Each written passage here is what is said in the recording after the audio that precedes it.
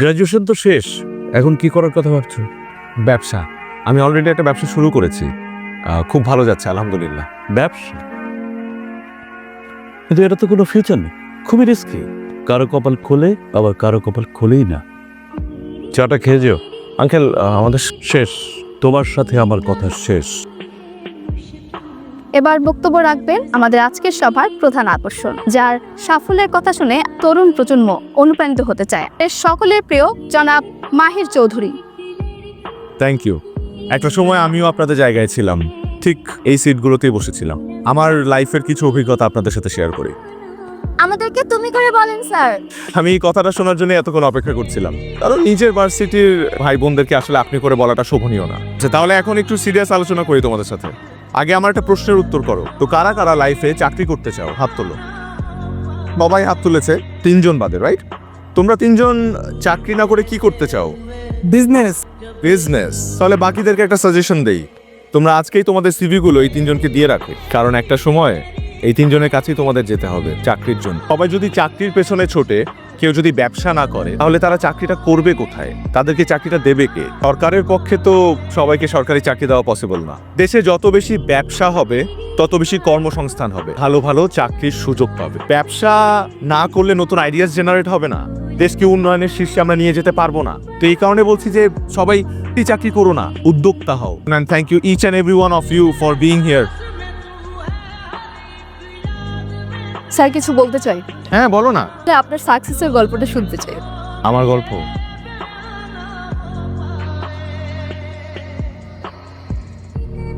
আমি কিন্তু সিভি বানায় দেওয়ার বিজনেস করলেই পারতাম, ভালো প্রফিট হতো।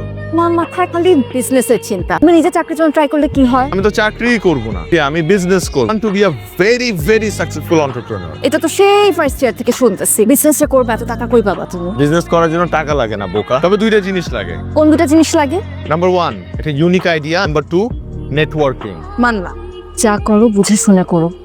আমার কেন জানি মনে হয় তুমি একটা রিস্ক নিতে যাচ্ছ। আমি বাড়ি থেকে ফিরে একটা বিজনেস শুরু করব, বাবা মার সাথে দেখা করতে যাচ্ছি, চলে আসবো। কাজটা অনেক মিস করবো। আর আমাকে? তো আছোই লাইফে। লেখাপড়া তো শেষ করছো, এখন কি করবা ভাবছো কিছু? নাকি ওই ব্যবসাতে আটকে থাকবা, চাকরি বাকরি কিছু করবা? ব্যবসা করব। দুটোই করুক না। দুটো একলগে করার দরকার নাই, একলগে করলে পলাই যাইব, কোনোটাই উঠবো না। প্রথম থেকেই বললাম ব্যবসা করবো, উদ্যোক্তা হবো। আর এই চাকরি বাকরি আমাদের হবেও না। কি ব্যবসা করবা কিছু ভাবছো? কিছু মাথায় আসবে তোমাদের জানাবো। আমার কাছে 12 লাখ টাকা আছে, এর বেশি পুঁজি কিন্তু আমি দিতে পারবো না, এটা তোমার জন্য রাখা। তোমার মা কিন্তু জানে না। রিসার্চ করো। কইতেছিলা তোমরা? যে ব্যবসা তো রিস্ক, তাই না? তুমি তো আবার পছন্দ করো না, কি ঠিক করতেছিল? বাবা আমার বিয়ে নিয়ে খেপছে। কংগ্রাচুলেশনস। আচ্ছা ঠিক আছে, সব সময় না ফাজলামি ভাল লাগে না। কি করতে হবে আমাকে সেটা বলো। তুমি জানো না কি করতে হবে? এখনো তো কিছু শুরুই করতে পারে নাই। সেসব প্ল্যানিং না গ্রাজুয়েশনের আগে করে। তোমাকে বলছি না, বাবা চাকরিজীবী ছেলে ছাড়া কিচ্ছু বুঝে না। এখানে ভালোবাসাটা মুখ্য, প্রফেশন নিয়ে পড়ে আছে। আও কথা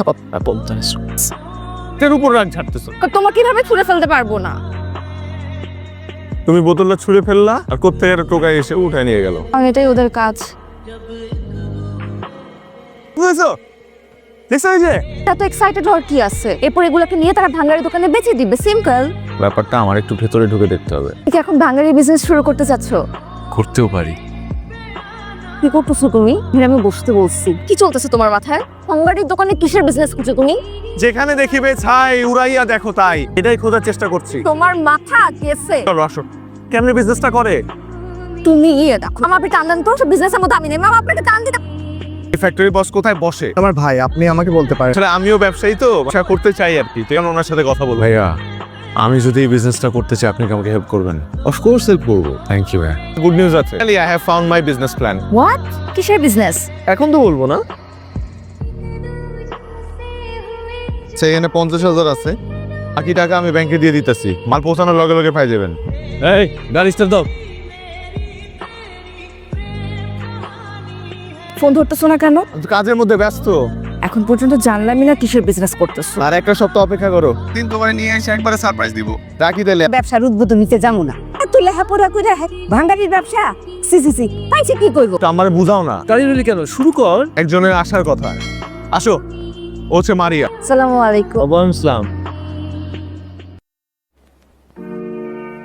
এটা তোমার সারপ্রাইজ ছিল? হ্যাঁ। আমার আগে সন্দেহ হয়েছিল তুমি এমন কিছুই করবে। কেন তুমি খুশি হও নাই? হ্যাঁ, ঠিক আছে।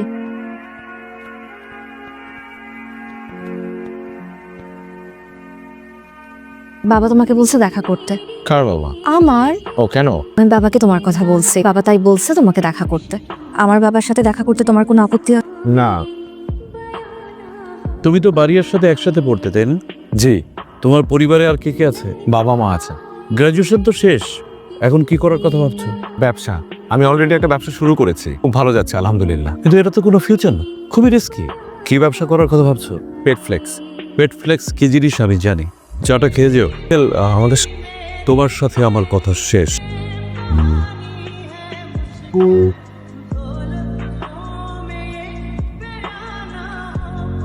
আমার বিয়ে ঠিক হয়ে গেছে মাহির। বিয়ে ঠিক হয়ে গেছে মানে কি বলতেছো? ওকে কত করে বুঝাইলাম, কোত্থেকে ইঞ্জিনিয়ার ছেলে ধরে আনছে। তাহলে তোমার বাবা আমার সাথে দেখা করলো কেন?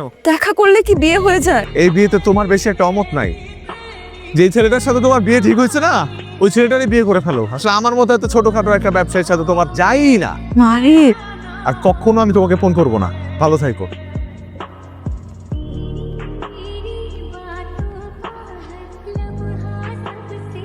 এরপর পুরো ঘটনায় নিজের মধ্যে একটা জেদ কাজ করা শুরু করলো। স্বপ্ন ছুতে গিয়ে ভালোবাসার হাত ছেড়ে দিতে হয়েছে। সেটা মেনে নিতে অনেক সময় লেগেছে আমার, পর নিজেকে সামলেছি। আজকে আমি মাহির গ্রুপ অফ ইন্ডাস্ট্রিজের মালিক। বলেন। স্যার আমাদের একটা ভুল হয়েছে, আমি সব বের করেছি।